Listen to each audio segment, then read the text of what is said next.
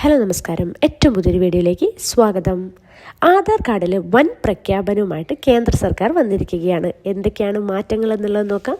അതിനു മുമ്പായിട്ട് ഈ ഒരു ചാനൽ ആദ്യമായിട്ടാണ് കാണുന്നതെങ്കിൽ സബ്സ്ക്രൈബ് ചെയ്യുക, സപ്പോർട്ട് ചെയ്യുക. ആധാർ വെരിഫിക്കേഷൻ എളുപ്പമാക്കുക എന്ന ലക്ഷ്യമായിട്ടാണ് പുതിയൊരു ആപ്പ് പുറത്തിറക്കിയിരിക്കുന്നത്. QR കോഡുകൾ വഴി UPI പേയ്മെൻറ്റുകൾ നടത്തുന്നത് പോലെ സിമ്പിളായിരിക്കും ഈ ആപ്പ് വഴിയുള്ള ആധാർ വെരിഫിക്കേഷൻ. QR കോഡ് അടിസ്ഥാനമാക്കിയുള്ള തൽക്ഷണ വെരിഫിക്കേഷനും ഫേസ് ഐഡിയും ആപ്പിൻ്റെ പ്രത്യേകതകളാണ്.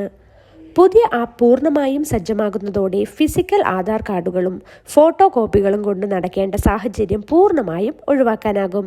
ഒരു പക്ഷേ ആധാർ കാർഡ് പൂർണ്ണമായും ഡിജിറ്റലായി മാറുന്ന സാഹചര്യവും ഉണ്ടാകാം. ഫിസിക്കൽ കാർഡുകൾ വൻതോതിൽ ദുരുപയോഗം ചെയ്യപ്പെടുന്ന പരാതികൾ ഇതോടെ ഒരു പരിധിവരെ ഒഴിവാക്കാൻ സാധിക്കും.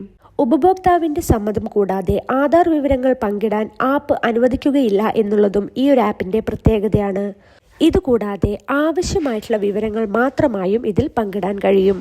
അപ്പോൾ ഇതേപോലുള്ള ഇൻഫോർമേറ്റീവ് ആയിട്ടുള്ള വീഡിയോസിന് വേണ്ടി ഈ ഒരു ചാനൽ സബ്സ്ക്രൈബ് ചെയ്യുക, സപ്പോർട്ട് ചെയ്യുക. നിങ്ങളുടെ ഫ്രണ്ട്സിന് എല്ലാവർക്കും ഒന്ന് ഷെയർ ചെയ്ത് കൊടുക്കുക. താങ്ക്